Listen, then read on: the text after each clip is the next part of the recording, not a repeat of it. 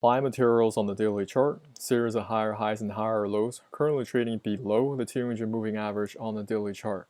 Looking at this pullback, looking at the history of this chart, I found a single symmetry support. Looking at that pivot high to pivot low, this symmetry support, this pullback, is very similar to the one we're currently experiencing right now. On the hourly chart, price is currently trading above the 200 moving average.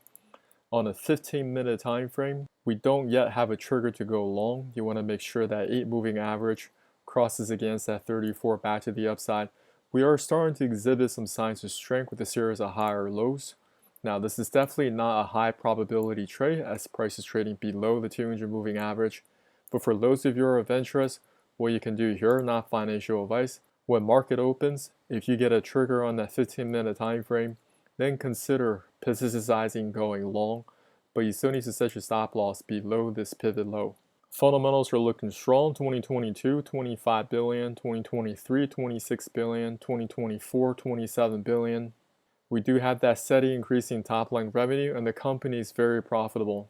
Applied Materials is also a dividend paying stock for those of you interested in holding on to stock long term, collecting dividends, selling covered calls. This may be a great fit for you.